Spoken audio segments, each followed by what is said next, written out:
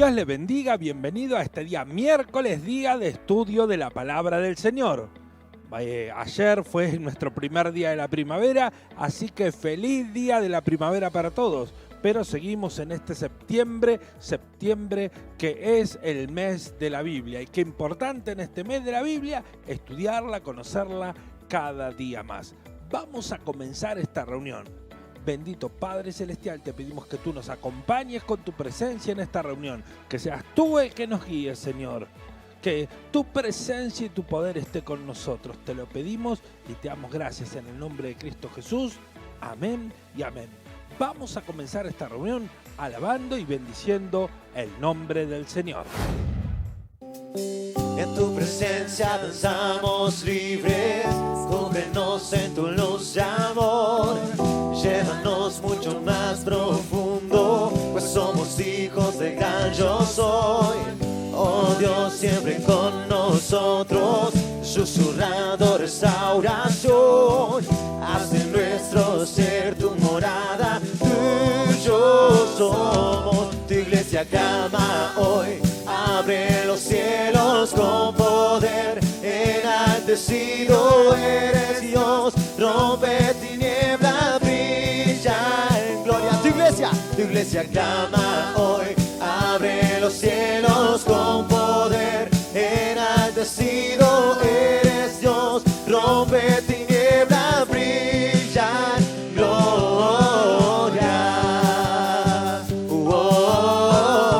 Ahí donde estás en tu casa, levanta tus manos al cielo y adora al Señor Jesús. Sí, Señor. En tu presencia danzamos libres, Jesús. Cúbrenos en tu luz de amor y llévanos más y más profundo. Sí, Señor. Oh Dios, siempre con nosotros, susurrando restauración. Haz en nuestro ser tu morada, tú y yo somos. Tu iglesia clama hoy, abre los cielos con poder. Enaltecido eres Dios, rompe tinieblas, brilla en gloria. Tu iglesia clama hoy, abre los cielos con poder. Enaltecido eres Dios, rompe tinieblas, brilla en gloria.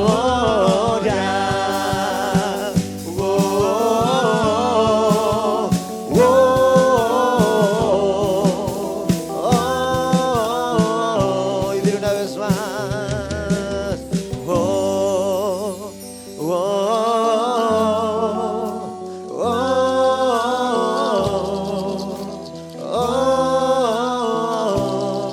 Te adoramos, Jesús.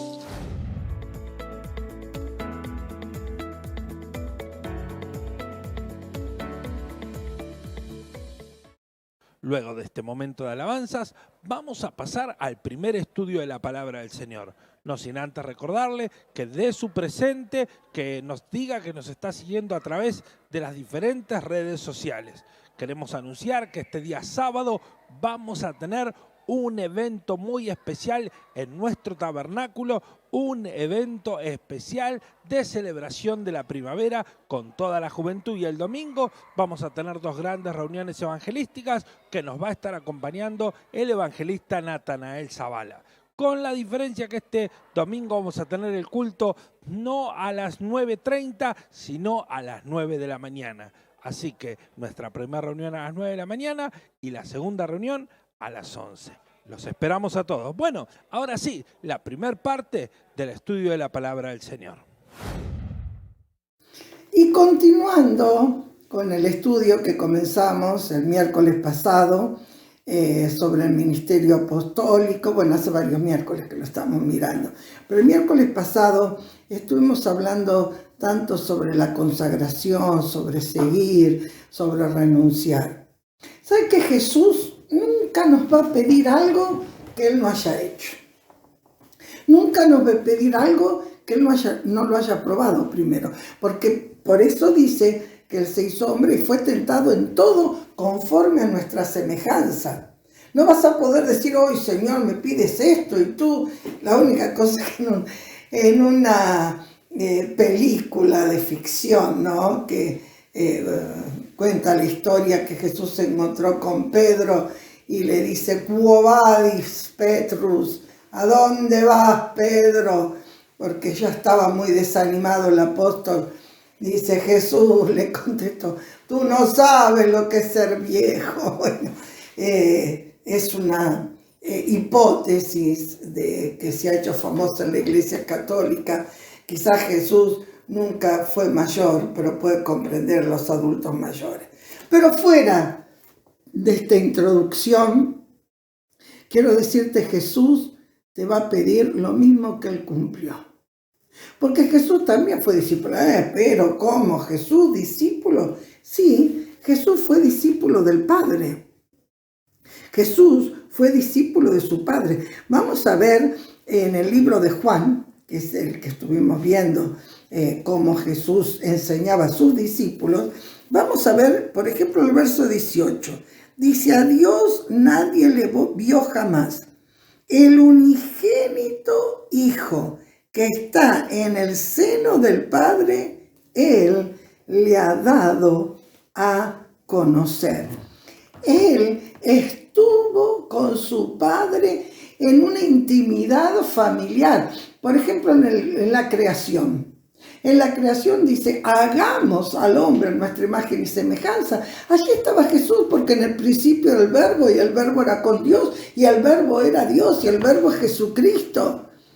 Cuando se paseaba como el Hijo del Hombre entre los jóvenes hebreos en el horno de fuego, Él estaba en las decisiones que el Señor tomó, y Él estaba en la decisión cuando Jesús dijo, ¿qué voy a hacer? Mando a los profetas, los apedrean, he querido formar un pueblo. Y Jesús dijo, Padre, si tú quieres, yo mismo estoy dispuesto a consagrarme ahí. Él estuvo en esa intimidad con el Padre cuando se tomaron esas decisiones. Y hoy, ¿sabe dónde está Jesús? A la diestra del Padre, intercediendo por nosotros. Él pidió a sus discípulos que estuvieran con Él de la misma manera que Él había estado con su Padre, que Él había podido beber de su Padre, participar en las decisiones, pero las decisiones las toma Dios. Sí, pero su hijo estaba ahí también, cuando la tierra estaba desordenada y vacía, sabiendo y pensando qué podremos hacer, cómo lo podremos hacer. Bueno, sigamos mirando cómo fue el discipulado. Por ejemplo, en el capítulo 3, el versículo 31, Jesús lo explica muy bien, muy bien. El libro de Juan es un libro de revelación de Jesús como el verdadero Hijo de Dios, como un discípulo de Dios. Y dice el verso 31, el que de arriba viene es sobre todos, y el que es de la tierra es terrenal. Y las cosas terrenales hablan. Y el que viene del cielo es sobre todo. Y lo que vio y oyó allá en el cielo, esto testifica. Pero parece que nadie quiere recibir su testimonio. Pero el que recibe su testimonio, este atestigua que Dios es veraz. Porque el que Dios envió, o sea, Jesús hablaba de sí mismo, que había estado en esa intimidad y que había sido enviado, viene y habla las palabras de Dios, pues Dios no da el Espíritu por medida. Su testimonio es verdadero. El que cree en el Hijo tiene vida eterna. Y el Padre ama al Hijo y todas las cosas ha entregado en sus manos. Por causa de que Jesús había sido obediente en todo, el Señor lo respaldaba en todo. Esa es la importancia de estar bajo cubierta. Que si yo estoy bajo cubierta, soy respaldado por esa cubierta. El otro día hablaba con alguien, dice, no, me fui de la cubierta. Y cuántas penurias pasé por estar lejos. Pero hoy quiero volver a esa cubierta, porque ahí siento el respaldo. ¿Cuántas veces Timoteo no ha sentido el respaldo? ¿Sabes por qué es? porque no has estado bajo la cubierta. Porque no has dejado que el ministerio, el Padre te cubra. Porque decimos yo solito puedo. Nadie puede solito. Bueno, vamos a seguir viendo porque no vamos a llegar. El discipulado de Jesús con el Padre es realmente maravilloso. Vamos al capítulo 5 y al verso 19. Dice, respondió entonces Jesús y le dijo, de cierto os digo, no puede el Hijo hacer nada por sí mismo, sino lo que ve hacer al Padre, porque todo lo que el Padre hace, también lo hace el Hijo igualmente. ¿A qué le hace acordar esto? Sí, al curso de discipulado de los Timoteos, que es el Timoteo un imitador. ¿Qué fue Jesús? Un imitador de su Padre. Por eso cuando algunos dicen, uy, mira, fulano predica como este o como el otro, o se parece tanto a su padre espiritual, es bueno eso, es bueno. Sí, tenemos que parecernos, porque se nota que hemos imitado, y a veces imitamos el gesto, ¿no? Imitamos el gritito. Me acuerdo cuando se imitaba el revoleo del saco. O el desparramar agua. No, lo que hay que imitar es la fe. Lo que hay que imitar es la consagración. Entonces acá explica, Jesús supo tener esa sujeción porque imitó a su Padre en todo. Verso 20 del capítulo 5. Porque el Padre ama al Hijo y le muestra todas las cosas que él hace, y mayores que ésta le mostrará, de modo que vosotros os maravillaréis. Sí, cuando yo estoy bajo esa cubierta, veo el resultado. Veo el resultado, veo las maravillas, veo la gloria de Dios. Y si en este momento tú como Timoteo en tu ministerio no estás viendo la gloria de Dios, fíjate cómo estás en esa sujeción a la cubierta. Porque si estás en esa sujeción a la cubierta, la mano de Dios se va a extender y tú vas a poder hablar y compartir, y estas señales seguirán a los que creen en su nombre. Harán esto, aquello, lo otro, y veremos maravillas.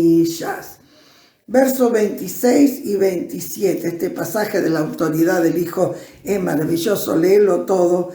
San Juan 5, 19 a 29. Yo estoy diciendo solamente algunos textos. Vimos el 20, donde Dios dice, lo amo, porque el Señor ama a aquellos que hacen su voluntad. Pero también le dice en el verso 26, por tanto, como el Padre tiene vida en sí mismo, así también ha dado al Hijo el tener vida en sí mismo. Y también le dio autoridad para hacer juicio por cuanto es el Hijo del Hombre. Delegó vida, juicio, poder y autoridad. Vida, juicio, poder y autoridad. Pero ¿quién te ha hecho juez y partidor? Yo estoy bajo cubierta. Yo estoy a las órdenes del Padre. Yo soy enviado. Entonces tengo autoridad delegada. Tengo el poder que me concierne, por ejemplo, los embajadores en otra tierra. ¿Por qué dicen este cuadrado pertenece a la Argentina? Porque tengo un poder que me dice que yo acá soy el dueño de esta tierra y de allá de Argentina me respaldan. Bueno, así respalda Dios, con autoridad, con poder, con papeles, con todo lo que tengas que tener para poder actuar en su nombre y en su nombre hacer la obra y en su nombre ejercer autoridad. Así, autoridad sobre los demás, autoridad sobre los Timoteos, no, autoridad sobre los espíritus, autoridad sobre la carne, autoridad sobre las cosas contrarias que nos quieren venir, autoridad sobre el viento, el mar, sobre las olas, sobre las pruebas.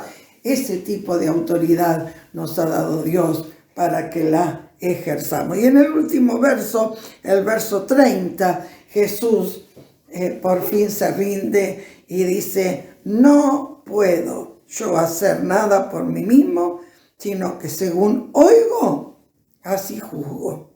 Y mi juicio es justo, porque no busco mi voluntad, sino la voluntad del que me envió, o sea, la voluntad del Padre. ¿Qué quiere decir esto? Que esa cobertura, ese estar cerca del Padre, hace que yo no cumpla lo que yo quiero, porque Jesús dijo, no se haga mi voluntad sino la tuya, Señor. Entonces, estando bajo esa cobertura, me es muchísimo más fácil hacer su voluntad, rendirme a su voluntad, decir, Señor, quiero hacer su voluntad. Verso 36, siempre en el capítulo 5 de San Juan, daba testimonio cumpliendo sus obras. Dice, yo tengo este testimonio, porque las obras que el Padre me dio para que cumpliese, las mismas obras que yo hago, dan testimonio de mí, de que el Padre me ha enviado. ¿Qué estoy haciendo? Sí, Timoteo, es la gran pregunta de hoy. ¿Qué estoy haciendo? ¿Estoy haciendo lo que el Padre me envió a hacer? ¿O estoy haciendo lo que a mí me parece que tengo que hacer? Pero son cosas buenas, son cosas de la obra, son cosas... No, acá lo importante era lo que Jesús hacía. Jesús era un buen discípulo porque hacía lo que el Padre le decía. Hacía lo que el Padre le decía. Dice, este es mi testimonio. Yo hago lo que dice mi Padre. Yo no hago lo que a mí se me antoja. Cumplo la obra de mi Padre. Donde mi Padre quiere que trabaje, yo trabajo. La obra que quiere mi Padre que haga, yo la hago. En el verso 43 dice, yo he venido en nombre de mi Padre y no me recibís. Si otro viniere en nombre de mi Padre, ¿le recibiríais? ¿No podés creer esta gloria? Yo no quiero acusarlos. No recibo gloria de hombres. Pero yo quiero decirles, yo ya no tengo identidad propia. ¿Quién es este Timoteo? Un siervo del Dios Altísimo. Estamos mirando en el Timoteo a Pablo delante de los jueces, de las autoridades. Dice, ¿qué buscan de mí? Yo lo único que soy es un siervo del Dios Altísimo, que estoy jugándome la vida por el Evangelio. Por eso el ministerio apostólico no es un ministerio que busca reconocimiento propio. Lo único que busca el ministerio apostólico es que se vea a Cristo a través de su vida. Cada vez vamos más profundo. ¿Cómo va nuestra identidad? ¿Va primero? ¿Cómo va nuestro yo? ¿Va primero? ¿Cómo va nuestra reputación? ¿Va primero? Yo quiero que primero vayas tú. Vamos ahora al capítulo 8 de Juan, el verso 16 y 18. En este pasaje tenemos la reciprocidad del reconocimiento, ¿no es cierto?, del Padre y del Hijo. Dice así, si yo juzgo, mi juicio no es verdadero, pero yo no soy solo, sino soy yo y el que me envió el Padre. Y en vuestra ley está escrito que el testimonio de dos hombres es verdadero. Lo pone a Dios como hombre, lo pone a Dios como su discipulador, lo pone a Dios a la par, porque yo tengo parte de Dios y parte de hombre. Yo estoy juzgando, pero no juzgo como hombre, juzgo como Dios. Y ese un poco es el lugar que tenemos que encontrar los Timoteos para ejercer un ministerio apostólico. No soy yo el que te estoy hablando, no soy yo el que te estoy enseñando. Es el Padre a través de mí el que está enseñando. Por eso verdaderos apóstoles no son los que se representan a sí mismos, sino son los que dan testimonio y representan al Padre. Jesús, en el verso 19 del capítulo 8, dice, ¿dónde está el Padre? Porque vos decís, y Él y yo somos uno, ¿dónde está el Padre? Y Jesús le dice estas palabras tan tremendas. Ni a mí me conocéis, ni a mi Padre. Si me conocieras a mí, conocerías a mi Padre. Había una identificación tan perfecta, que los dos eran como si fuera uno. En este discipulado, ¿qué es lo importante? Que la iglesia hable una cosa, el Padre espiritual habla la misma cosa, el Hijo espiritual habla la misma cosa, el discípulo la misma cosa, hacen la misma cosa, se comportan de la misma manera, actúan de la misma manera. Así se reproduce el ministerio apostólico. Y para terminar, no solo un reflejo del Padre, sino una unidad perfecta. Yo y el Padre somos uno. Este es el verdadero discipulado, el que Jesús tuvo con su Padre. Somos uno, tuvimos intimidad, la autoridad la tengo por Él me delegó todo. ¿Cómo estás, Timoteo, con el ministerio que te preside? ¿Con el apóstol o la iglesia apostólica que te envió? ¿Cómo estás con aquellos que fueron tus formadores? ¿Estás bien bajo la cubierta? ¿Estás bien cubierto? Porque eso es lo que cuenta de tu testimonio. Eso es lo que te da autoridad. Eso es lo que te hará funcionar. Por eso, vuelvo a repetirte, si no está funcionando bien, mira el techo, arregla el techo. Por la negligencia a veces se llueven los techos. Tengo techo, tengo cobertura. A mí me cubre Dios. Debajo de sus alas estaré seguro. Y la iglesia, y el cuerpo, y los ministerios, que el Señor nos ayude. Padre Celestial, en el nombre de Jesús, pedimos ayuda a ti, Señor. Oh Dios, para poder seguir el ejemplo de Jesús. Jesús no pidió a sus discípulos, sino nos pide a nosotros algo que Él mismo no haya cumplido.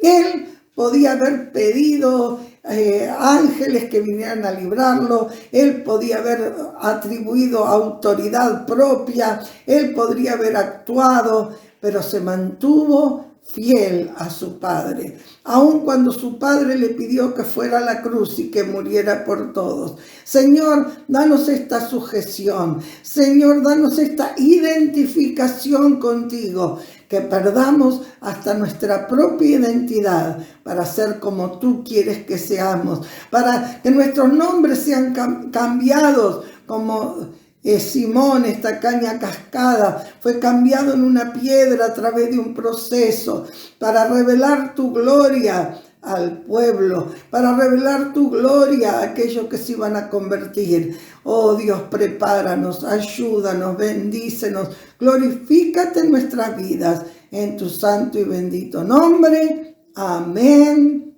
amén y amén.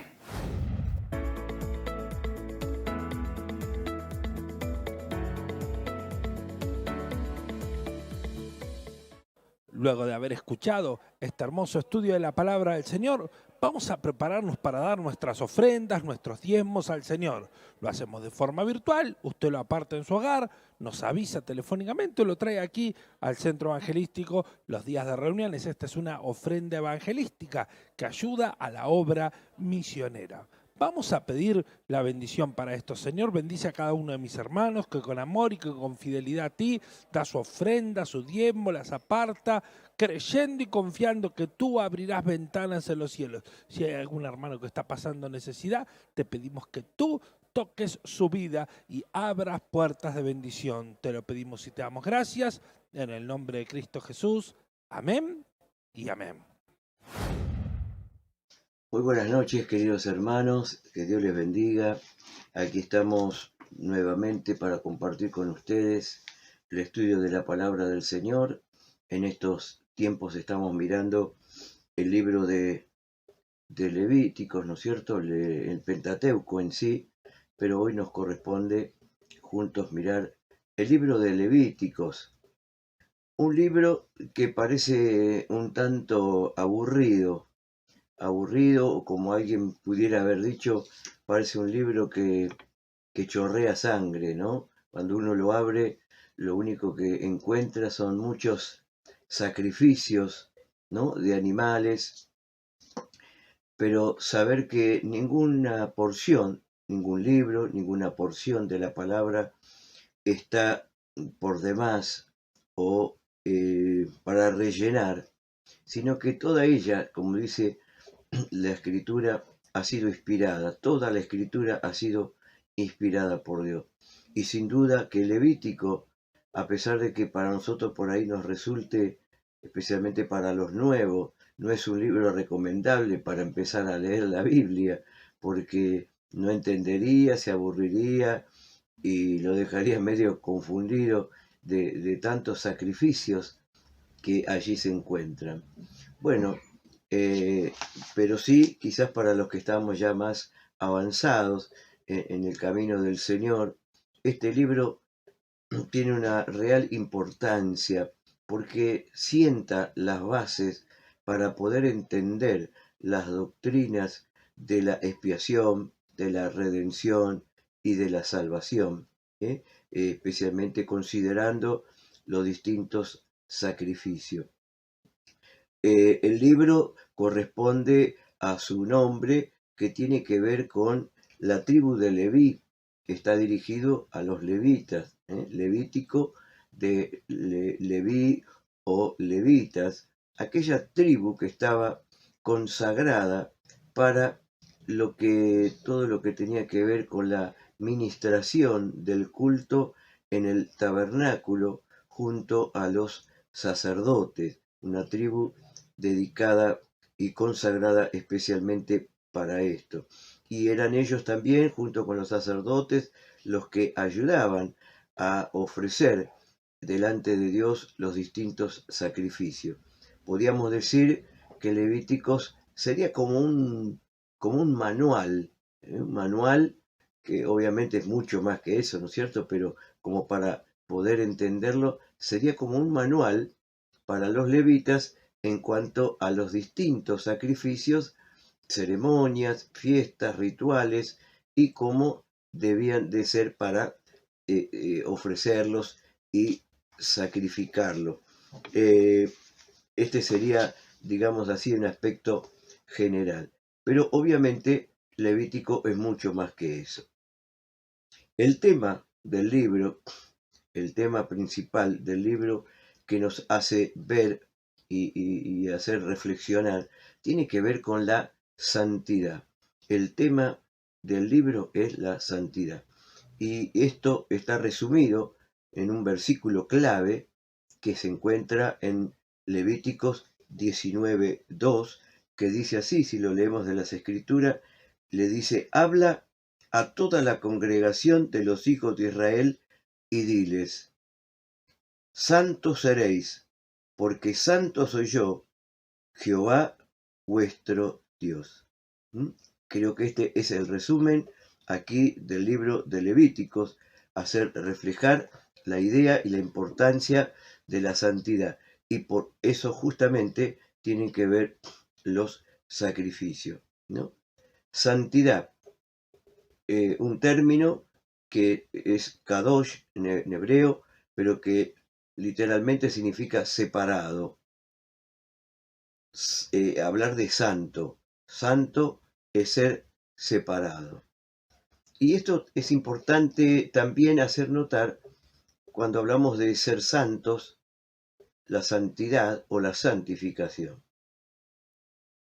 Y muchas veces cuando estamos así en presenciales o todos juntos podemos preguntar, ¿cuántos son santos? Y bueno, muchos por ahí no se atreven, no se animan o dicen yo no soy santo, ¿no? Quizás por la idea, el concepto que tenemos acerca de la santidad. Y bien podríamos decir, todos somos santos. Somos todos santos. ¿Y por qué? Porque justamente el ser santo significa ser separado o apartado para. En este caso, para que usted entienda, te va a encontrar que en la Biblia hay objetos santos, tierra o lugares santos. ¿Por qué es esto? Porque ese objeto, ese utensilio, ese elemento, era consagrado o apartado para Dios, para el uso exclusivo de Dios, como por ejemplo los utensilios del tabernáculo.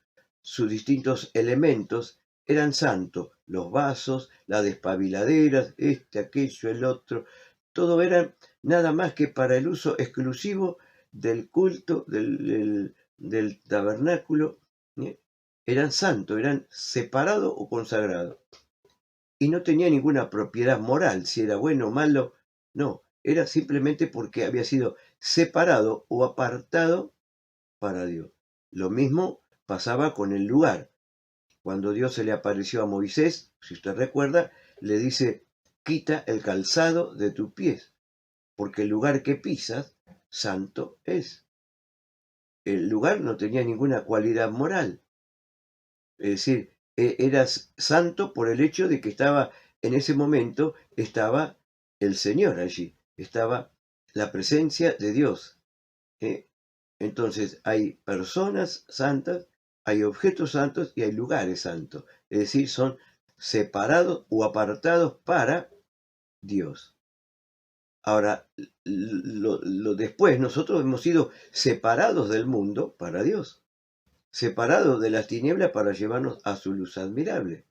Hemos sido apartados para Dios. Somos un pueblo aparte y tenemos que ser santos. Y obviamente reflejar con el proceso del trabajo de Dios sobre nuestra vida la santidad o la obra de la santificación, que es otra cosa. Estamos siendo santificados. Hay un proceso de santificación, pero todos somos santos. Dios es un Dios santo. Por eso que encontramos esta expresión, el carácter moral de Dios, en el que Dios está separado totalmente del pecado. No hay ninguna relación, ¿no? El Dios en que nosotros creemos, adoramos y servimos es un Dios santo, perfecto en santidad. Por eso que Él, ¿qué hace? Demanda ser santo. Por eso dice, sé santo porque yo soy santo. Si ustedes me quieren creer en mí, quieren seguirme a mí, quieren servirme, quieren adorarme, tienen que hacerlo también desde la base, desde el principio de la santidad, ser santos. Eso es lo que le demanda el Señor, para que sean ellos. Dice, santos seréis, porque santo soy yo, Jehová vuestro Dios. Más clarito ahí, bien contundente. Santo seréis, porque santo soy yo. Y quizás Pedro nos dice, sé santo, porque Dios es santo. Y dice, sé santo en toda vuestra manera de vivir. Santos esa santidad no es solamente el momento que estamos en el culto, alabando, adorando, levantando nuestras manos, leyendo la Biblia. No. Sí, por supuesto, esto es una parte importante. Pero ser santo en nuestra vida diaria, doméstica, en todo nuestro accionar, en todo momento tenemos que reflejar la santidad del Señor en nuestras vidas. Por eso que como pueblo de Dios, como iglesia, como cristianos, somos llamados también a reflejar el carácter de Dios al mundo, que es ser santo, entre muchas cosas. A veces hacemos mucho énfasis en el amor, la misericordia, tantas cosas. Pero una de ellas es ser santo. Podemos ser muy buenos, ayudar, ser misericordiosos, compasivos, pero tenemos que reflejar también en todas las áreas la santidad del Señor. Nosotros tenemos que ser separados para Dios, vivir para Dios, ya no para el mundo, en el sentido de ser santo, apartado y separado. Jesús creo que lo dijo ahí tan claramente en San Juan 17, cuando dijo, no te ruego que los quites del mundo, pero que los guardes del mal. Dice, ellos están en el mundo, pero no son del mundo. Hermano, ya no somos del mundo. Tenemos que vivir una vida separada. Una de las cosas que hace cuando nos convertimos es la separación. Separación de aquellas cosas que a Dios no le agrada. tenemos 2 Corintios 5:17, que dice, de modo que si alguno está en Cristo, nueva criatura es, las cosas viejas pasaron, y aquí todas son hechas nuevas. Cuando Dios llamó a Abraham, hubo una separación, y le dijo, deja tu tierra, deja tu parentela, y sígueme al lugar que yo te mostraré. Entonces hay un llamado a seguir a Dios, a creer, a obedecer a Dios, pero primero una separación. Deja. ¿eh? No sé, tantas cosas, ¿no es cierto? Cuando llamó a los discípulos, bueno, quizás, bueno, dejaron sus barcas, sus redes, y le siguieron, dejándolo todo. Es decir, hay una separación. Somos llamados. Y un poco significa, es el término iglesia, significa que hemos sido llamados, apartados, escogidos para Dios. Que estamos en el mundo, pero no somos del mundo. Estamos aquí justamente para reflejar luego, cuando Dios esté obrando, trabajando en nuestras vidas, reflejar ese carácter santo del Señor, ¿no? Y luego, por supuesto, está el hecho de ser santo, es decir, apartado del pecado en sí, apartado del pecado, del mal, de la desobediencia, de la rebeldía, de todo aquello que simboliza, significa el pecado, hacer lo malo, de todo aquello que a Dios no le agrada, es decir, separado, apartado. Ser santo implica eso, es decir, ya no reine más el pecado en vosotros.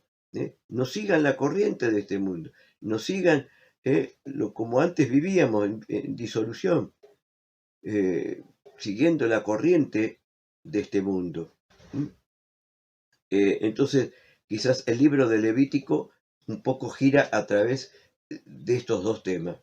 El hecho de vivir, de ser un pueblo separado, apartado entre todas las naciones, un pueblo para Dios, y por supuesto, libres de todo pecado moral, de toda condición, de toda situación en la que desagrade al Señor. El tema de la santidad, ¿no es cierto?, como vemos en el libro de Levítico, por eso se puede ver mediante los distintos sacrificios, ¿no es cierto?, los requisitos de la manera en que nosotros podemos acercarnos a Dios. Como dijimos, bueno, a través de este libro que parece un tanto por ahí aburrido, pero que nos enseña mucho acerca de esto, de los sacrificios, y por supuesto que nos lleva al sacrificio del Señor Jesucristo. El propósito, los distintos propósitos que podemos enumerar aquí del libro de Levítico, uno de ellos es práctico. El libro de Levítico es práctico, señala la manera en que los israelitas, que el pueblo de Dios, podían acercarse a Dios, y poder de esa manera mantener y tener una comunión con el Señor. Es práctico, así como era para el pueblo, para los levitas, obviamente también eso incluía al pueblo. El pueblo también tenía que saber qué debía ofrecer, cómo debía ofrecer, cuándo debía ofrecerlo, para qué debía ofrecerlo. Porque eso ayudaba a su vida a poder mantener su comunión y su relación con el Señor. El libro de Levítico es un libro complementario, es decir, justamente aquí, en este libro, se detallan cosas que quizás en Éxodo, por ejemplo, no se describen, las distintas, cuando Dios instituyó el tabernáculo, las fiestas, las ceremonias y demás. Dios, allí no hay muchos detalles que sí se complementan aquí en el libro de Levítico, ¿no es cierto? Cómo debía ser usado, cómo debían ser los distintos sacrificios, los distintos animales, de qué manera. Bueno, entonces es un libro complementario. Es un libro de doxología, por así decirlo, porque incluye también o enumera, ¿no?, los requisitos para poder adorar al Señor, para poder adorar, para tener comunión y relación con Dios. También es un libro legal, tiene muchas leyes, juntamente con los 5 libros, pero en este caso también, no solamente de los sacrificios, los animales, lo que respecta al culto, la vida espiritual, sino que también el libro de Levítico tiene muchísimas otras leyes, ¿no es cierto?, civiles, que habían de regir la conducta y la vida del pueblo escogido de Dios. Así que es un libro de leyes, se podría decir también. Es un libro sanitario, debido a que también dentro de todas esas leyes civiles que había muchas leyes o requisitos o cosas o hábitos, costumbres que los israelitas debían de guardar para mantener así también una vida saludable físicamente, así como espiritualmente, una vida saludable. Y esto tiene que ver con las distintas contaminaciones del hombre, de la mujer, de los distintos aspectos. Aún hasta para ir a hacer sus necesidades tenían que ir afuera del campamento, ¿no? Y ese detalle está porque Dios estaba tratando de velar y cuidar de que puedan tener una vida saludable y no se contaminara allí la vida dentro de esa convivencia, en las carpas, las tiendas, sino que tenía que ser fuera del campamento. Es un libro, es un manual, un ritual, ¿no es cierto?, por las instrucciones específicas que Dios les da a los levitas y los sacerdotes en lo relacionado con el culto y los sacrificios.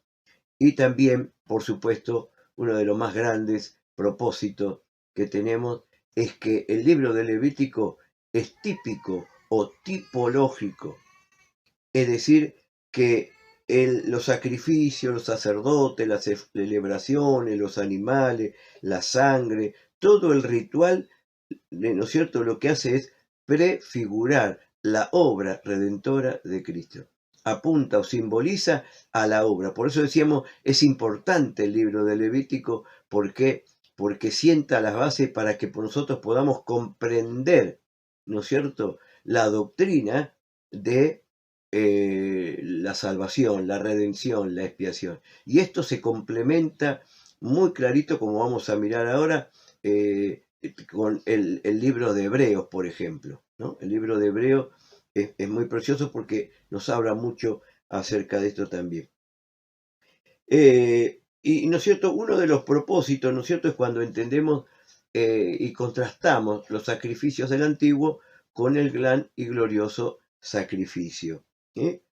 Y uno de ellos, ¿no es cierto?, que tiene que ver con el propósito de los sacrificios, era la expiación, es quitar el pecado del medio, que es lo que impedía que el hombre pueda tener comunión o relación con Dios.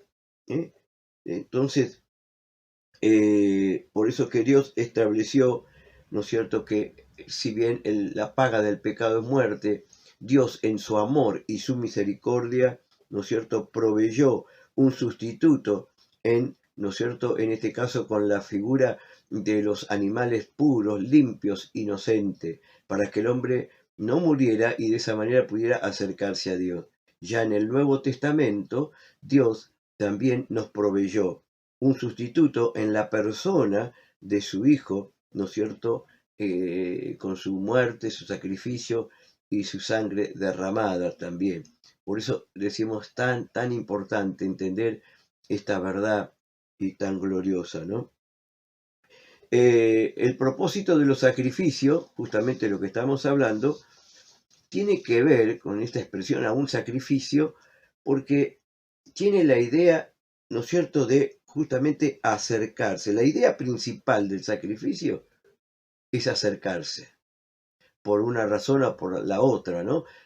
Para tener comunión, para agradecer, para quitar las culpas, el pecado, pero la idea es acercarse.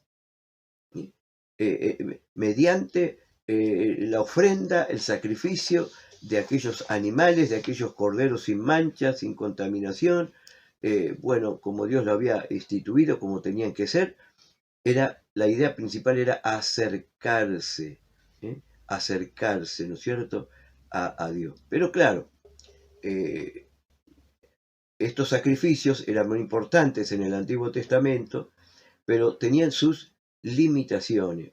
Fue temporal y se anticipaba, era anticipatorio, ¿no? Es decir, era previo a la obra que Cristo venía. Sabemos que la salvación, el plan fue progresivo, se fue desarrollando a través de la historia hasta que llegó aquel que Juan el Bautista podía decir: he aquí el Cordero de Dios que quita el pecado del mundo, ¿no? Pero para eso pasó mucho tiempo. Entonces, todo esto era necesario, pero siempre pensando que esos sacrificios tenían sus limitaciones, eran temporales y solamente eran anticipatorios del verdadero, único y suficiente sacrificio, que cuando uno los contrasta con el sacrificio de Cristo, especialmente teniendo en cuenta el libro de Hebreos, bueno, es maravilloso ver la obra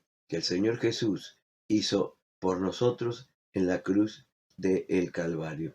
Yo les dejo uno para terminar ya aquí hoy, este día, pero las singularidades de ese sacrificio, ¿no es cierto?, la podemos contrastar de varias maneras. Y es lindo que tome nota. Pero uno de ellos fue que el sacrificio, ¿no es cierto?, de Cristo en este caso, fue ofrecido una sola vez y para siempre, como nos dicen los textos de Hebreos 9:6, el nuevo Hebreos 9:25 y Hebreos 10:11, ¿no es cierto?, nos habla. Vamos a considerar esto, comparar, ¿no?, en el libro de Hebreos. ¿Y por qué, no es cierto? Porque vemos que en el sistema levítico, el sistema del Antiguo Testamento, en cuanto a los sacrificios, tenían que ser ofrecidos reiteradamente, frecuentemente, diariamente, tenían que ser ofrecidos allí los sacrificios. Pero como dice, lo vamos a mirar, Hebreos 9:6, dice así, ¿no? Y así dispuestas estas cosas, en la primera parte del tabernáculo, entran los sacerdotes continuamente para cumplir los oficios del culto. Después tenemos, ¿no es cierto?, continuamente. Luego, Hebreos 9:25 nos dice así: y no para ofrecerse muchas veces, como entra el sumo sacerdote en el lugar santísimo cada año con sangre ajena. Ahí tenemos menciones a que había una continuidad, una forma permanente de estar ofreciendo siempre los mismos sacrificios. Y luego en Hebreos ya 10 y versículo 11 nos dice así, dice: y ciertamente todo sacerdote está día tras día ministrando y ofreciendo muchas veces los mismos sacrificios que nunca pueden quitar los pecados. Ahí está, ¿no es cierto? Pero a diferencia de eso, ¿no es cierto?, lo que estamos mencionando, no vemos, ¿no es cierto?, que Jesús, allí en Hebreos 9:26, dice: de otra manera le hubiera sido necesario padecer muchas veces desde el principio del mundo, pero ahora, en la consumación de los siglos, se presentó una vez para siempre por el sacrificio de sí mismo y para quitar de en medio el pecado. Esto allí en el 26 y luego 28. Así también Cristo fue ofrecido una sola vez para llevar los pecados de muchos y aparecerá por segunda vez sin relación con el pecado para salvar a los que le esperan. Pero esta expresión fue ofrecido una sola vez y para siempre.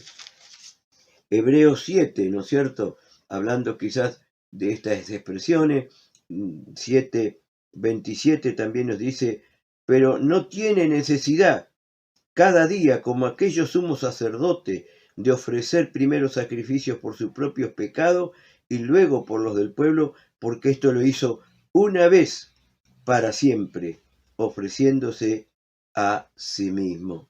Es decir, vemos aquí que tanto los sacrificios como el servicio de los sacerdotes era continuamente, día tras día, año tras año, ofreciendo una vez. En cambio, dice Cristo, hizo ese sacrificio, fue suficiente una vez, para siempre.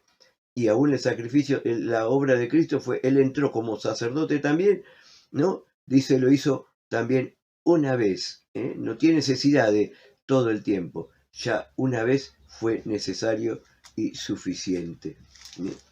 Qué maravilloso, ¿no es cierto?, ver la obra de Cristo. Y dice acá también, en el verso Hebreos 9:12, nos dice, no por sangre de machos cabríos ni de becerro, sino por su propia sangre, entró una vez para siempre en el lugar santísimo, habiendo obtenido eterna redención. Entonces, lo primero que vemos, ¿no es cierto?, que existía una continuidad de estos sacrificios, pero en diferencia con el sacrificio de Cristo, fue hecho una sola vez y para siempre. Por eso está lindo el Levíticos con el libro de Hebreos, ¿no? Y nos hace ver justamente que quizás el propósito principal o el tema principal de Hebreo es la superioridad de Cristo, de su obra, como lo hace ver el libro. Dice, bueno, es mejor el sacrificio, el Cordero de Dios, que los animales del Antiguo. Es mejor la sangre de Cristo que los animales del Antiguo Testamento. Es mejor el oficio de Jesús que el de los sacerdotes. Bueno, haciendo ver esto. Bueno, por hoy vamos a dejar y luego continuamos con este hermoso libro que tiene que ver con el libro de Levíticos, y así continuamos considerando juntos el Pentateuco. Dios les bendiga ricamente en el nombre del Señor.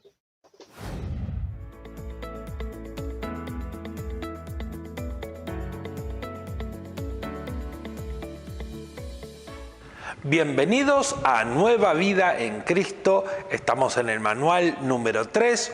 Hoy vamos a ver la lección número 10, amonestándonos unos a otros. Qué importante que en este aprendizaje de velar los unos por los otros es la amonestación. Pero ¿cómo debe ser esta? ¿Cuál es su método? ¿Cuál es el resultado esperado? De eso vamos a hablar en esta lección. Empecemos ya con el verdadero o falso. La primera afirmación dice, es mejor no denunciar el pecado porque podría desanimar a mi hermano. ¿Sabe qué es terrible? Terrible es pensar que mi hermano no es capaz de dejar que Cristo obre en su vida y transforme su vida. Por eso es que la primera afirmación es falsa. ¿Qué dice la segunda afirmación? Se debe amonestar siempre con la actitud de humildad y amor. Qué importante que como cristianos todas nuestras actitudes estén marcadas por el amor. El amor que cubre multitud de faltas, el amor que busca la restauración, el amor que lleva a mi hermano a cambiar y a reconocer su error. Por eso es que la segunda afirmación es verdadera. ¿Qué nos dice la tercera afirmación? Los regaños motivan a las personas a mantenerse firme en Cristo. Esta afirmación es falsa.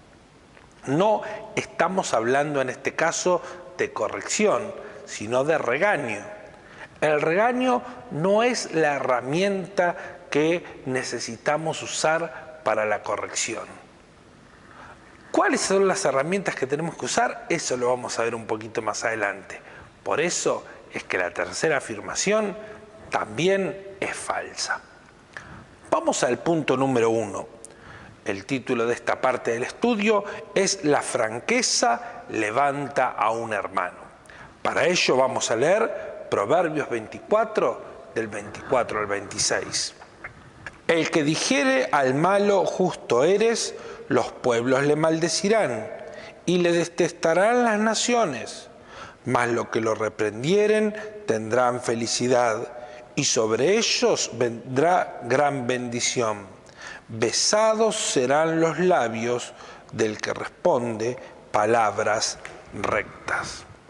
Entonces aquí empezamos este estudio. ¿Qué nos dice el punto número 1? ¿Qué error se debe evitar? Debemos evitar llamar bueno a lo malo. Propuesta que pareciera sencilla, pero que en la práctica es difícil. Porque vivimos en un tiempo donde es muy difícil llamar a lo bueno bueno y a lo malo malo. ¿Por qué? Porque todo el mundo piensa tener razón, porque todo el mundo piensa que lo bueno y lo malo es relativo. Pero usted y yo como cristianos tenemos una regla para medir esto. La vamos a ver más adelante. También dice que es lo correcto de hacer. Lo correcto de hacer es reprender, que es distinto a regañar. Reprender es con autoridad marcar el camino correcto, indicar la senda por la cual se debe andar. Cuando usted y yo no tomamos la responsabilidad de llamar a nuestros hermanos a la atención, estamos faltando con uno de nuestros deberes cristianos, porque la Biblia nos lo enseña. Después vamos a profundizar un poco más en cómo debe ser esto, pero no nos tenemos que olvidar que es una de nuestras responsabilidades. ¿Qué resultado hay cuando amonestamos a alguien? El resultado correcto debe ser que venga felicidad a nuestra vida, ser alabados por esto. Quizás pareciera haber una corriente donde solo se alaba lo que está mal, lo que es incorrecto. Pero nosotros como cristianos debemos entender que la alabanza que tiene que llegar a nuestra vida es por hacer lo correcto. Vamos al siguiente pasaje para hablar del punto número 2. Este pasaje se encuentra en Efesios 4, 25. Por lo cual, desechando la mentira, hablad verdad cada uno con su prójimo, porque somos miembros los unos de los otros. ¿Qué es lo que tenemos que desechar? Tenemos que desechar la mentira. ¿Qué es lo que tenemos que hablar? Tenemos que hablar la verdad. ¿De qué nos habla este pasaje? Este pasaje nos está hablando de que al reprender tenemos que estar seguros de que lo que estamos afirmando, de que el motivo por el cual nosotros reprendemos a alguien sea verdad. ¿Y una verdad de qué manera? Una verdad en la que no haya dudas. No podemos hacerlo por un chisme, no podemos hacerlo por un parecer, no podemos hacerlo nada más porque a nosotros nos pareció. Sabe que acá hay un punto muy importante, que es profundizar. La verdad no está en la superficie. Y después dice hablar la verdad. ¿Qué es la verdad? La verdad es la palabra del Señor. No corregimos en base a nuestras opiniones, en base a nuestros deseos, en base a nuestros pareceres. Corregimos en base a lo que dice la palabra del Señor. Y cuando lo que decimos está en base a la palabra del Señor, aunque corremos el riesgo de que no sea aceptada, nosotros sabemos que no es errónea. Para el punto número 3 volvemos a Proverbios, esta vez el capítulo 28, el verso 23. El que reprende al hombre hallará después mayor gracia que el que lisonjea con la lengua. Acá nos está diciendo, y esto es respuesta al punto número 3, que va a hallar mayor gracia el que reprende. ¿Qué es lisonjear? Lisonjear es una palabra que pareciera a este momento anacrónica, pero es solamente decir lo que la otra persona quiere escuchar a fin de que esta persona se agrade de nosotros y corresponda con algún favor. Es adular innecesariamente. Por el otro lado, encontramos que reprender es todo lo contrario, es decir, toda la verdad. Tenemos que cuidarnos de ser aduladores, de no ser capaces de decir toda la verdad.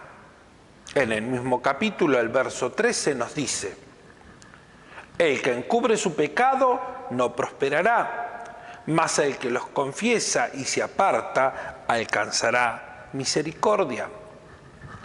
¿Qué es lo que buscamos al enfrentar a una persona con su mal?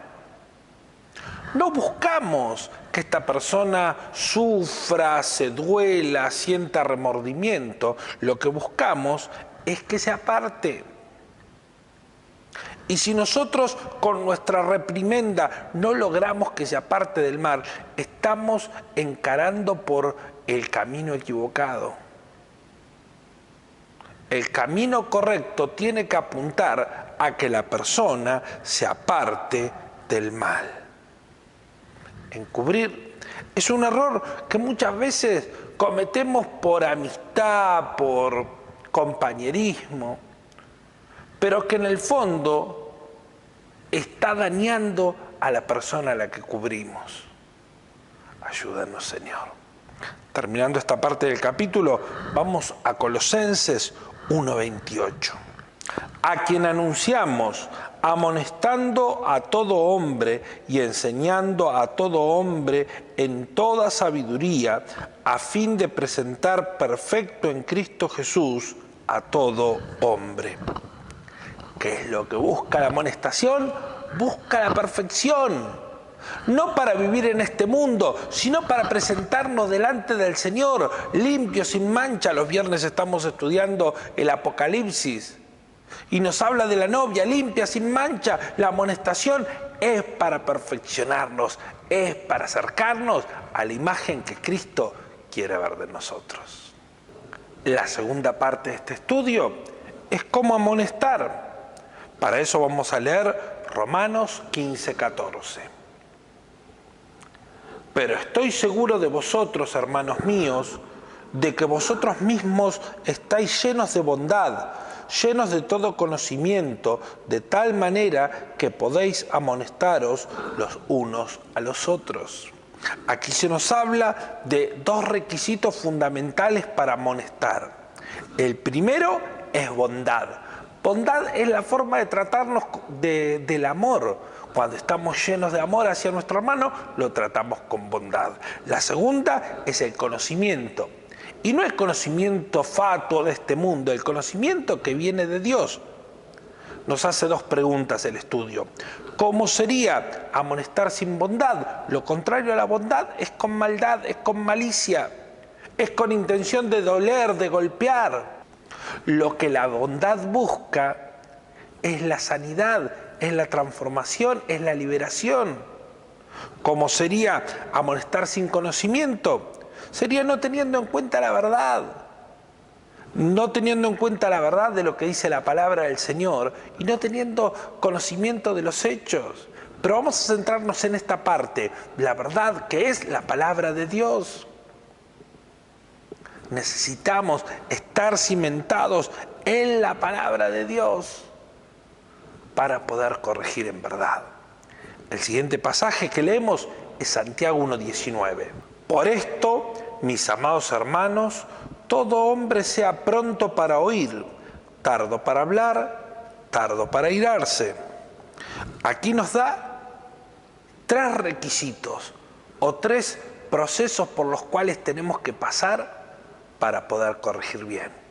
Primero, oír. ¿Saben? Hay una virtud en aprender a escuchar sin interrumpir. Y aunque quizás por educación no interrumpimos en nuestro fuero exterior, en el interior, en nuestra mente, lo único que estamos haciendo es pensando cómo refutar. Lo primero que tenemos que hacer es oír. Lo segundo que dice es que tenemos que ser lentos para hablar, darle el espacio a la persona para que hable. Y lo más tarde tenemos que hacer para airarnos. ¿Sabe que muchas veces la reprensión no llega bien porque está cargada de enojo? Porque creemos que de esta manera estamos defendiendo la santidad. Y la ira la tenemos que desechar juntamente con el enojo para poder llegar al corazón de nuestros hermanos. Para el punto número 8, leemos 1 Corintios 4:14. No os escribo esto para avergonzaros, sino para amonestaros como a hijos míos amados. Nunca nuestra amonestación es para avergonzar. Nosotros no queremos causar vergüenza en los que nos están escuchando. Al contrario, nuestra amonestación es como a hijos amados.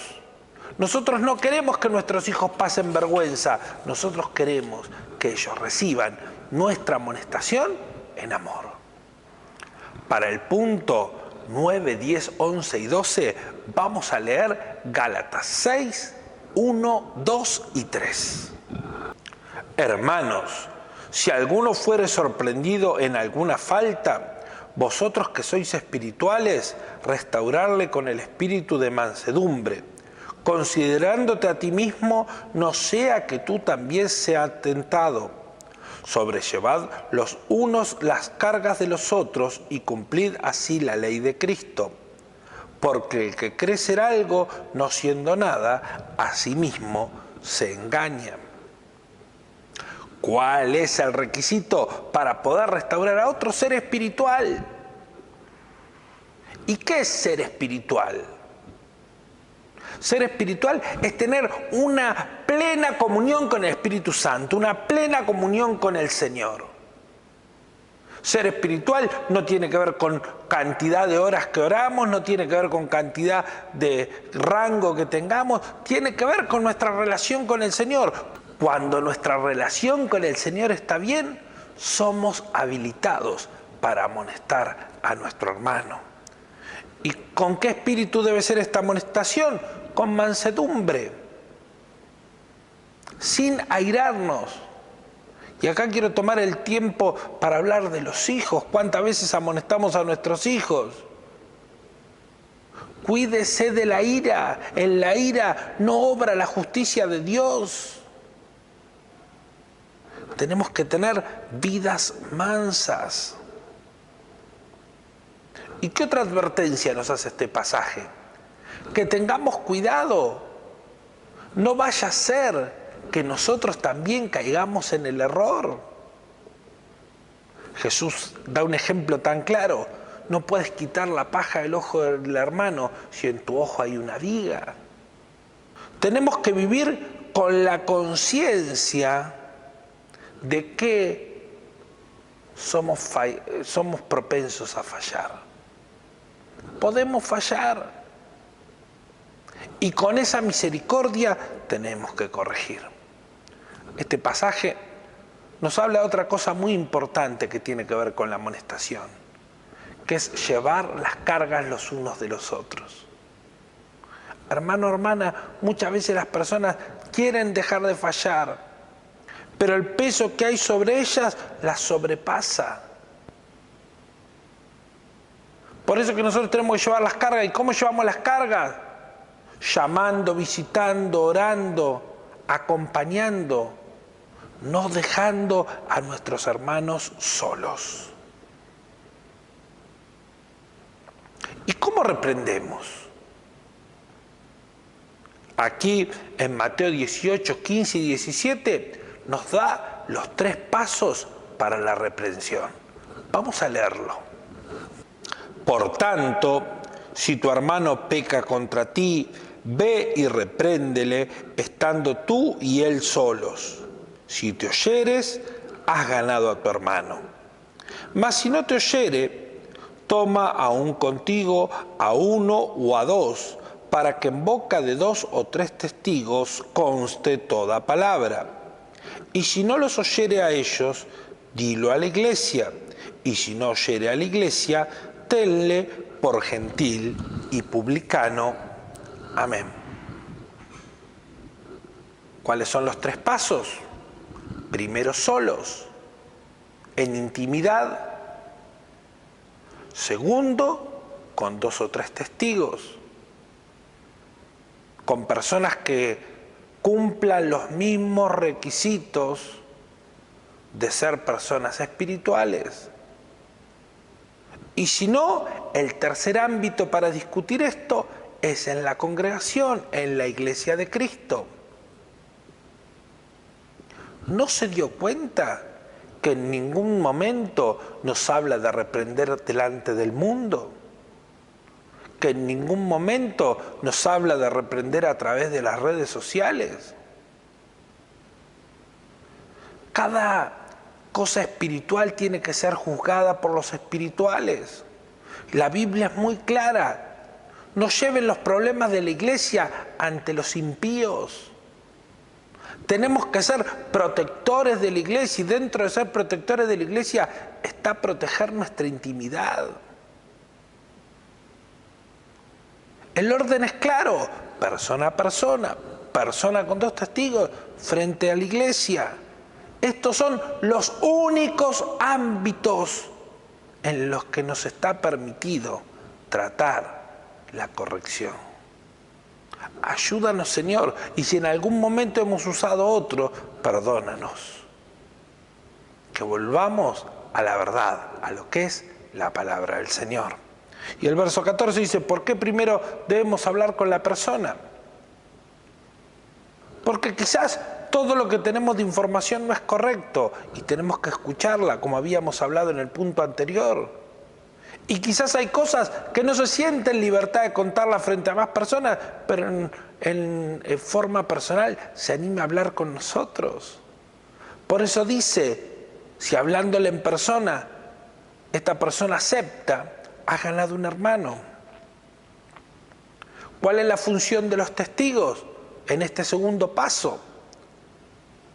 De que no se transgiversen las cosas que se dicen.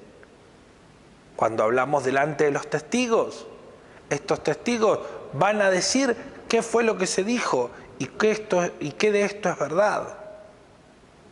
¿Cuál es el último paso? Cuando no haya la iglesia, tratarlo como un inconverso. Quiero hacer un punto de referencia a esto. ¿Cómo tratamos al inconverso? Al inconverso no lo tratamos con desprecio. Al inconverso no lo tratamos con desinterés. No le cerramos la puerta, al contrario, lo queremos ganar para Cristo. Cuando el hermano no escucha, no lo tenemos que desechar. Sí, no lo podemos tener en cuenta como parte de la congregación para darle lugar, pero no lo tenemos que desechar, al contrario, lo tenemos que seguir. ¿Cuántas veces estamos predicándole al inconverso y desechando al hermano? Nosotros no tenemos que desechar a nadie. Por el contrario, creer siempre por la salvación de otros. Ayúdanos, Señor. Terminamos con un verdadero y falso más. ¿Me ayuda con cada una? Repasemos. Los regaños ayudan a las personas a mantenerse firmes en Cristo. Este es falso.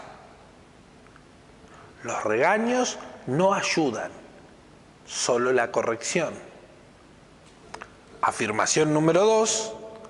Nunca debemos reprender a nadie, solo aceptarle. Esto es falso. Nosotros, los que hemos llegado a un grado de madurez, tenemos que, en amor, con bondad, en intimidad, reprender para que haya sanidad. La amonestación debe ser basada en la bondad. Este es verdadero.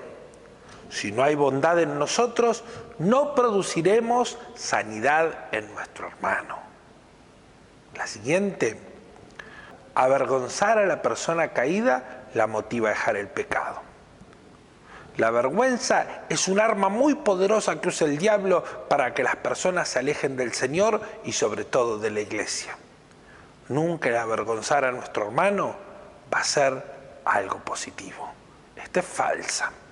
La siguiente: muchos exhortan sin tener toda la información necesaria. Esta es verdadera. Y tristemente, muchas veces se habla de lo que no se sabe. Ayúdanos, Señor, a corregir con toda verdad. Si hablamos con ternura, no se va a tomar en cuenta la seriedad del pecado. Esto es falso. Cuanto más amor haya en nuestro discurso, más posibilidades hay de que la persona reconozca su error. El primer paso de la exhortación es una denuncia ante la iglesia. Esto es falso. El primer paso de la exhortación tiene que ser en intimidad. Y la última afirmación: antes de amonestar a otros, debo examinarme a mí mismo. Y esto es verdadero. Qué buen momento para que usted y yo nos examinemos. Miremos dentro de nuestro corazón y le pidamos al Señor: ayúdanos. Aquí hemos llegado al final de este estudio, pero antes de irnos, vamos a repasar el texto del día de hoy. Y este está en Gálatas 6:1. Hermanos, si alguno fuere sorprendido en alguna falta, vosotros que sois espirituales, restauradle con espíritu de mansedumbre, considerándote a ti mismo, no sea que tú también seas tentado. Amén. Ayúdanos, Señor. Ayúdanos a amonestarnos unos a los otros en verdadero amor. Hasta aquí llegamos a este estudio número 10 de Nueva Vida en Cristo número 3. Queremos decirte que Dios te bendiga. Un abrazo grande y nos encontramos para próximos estudios.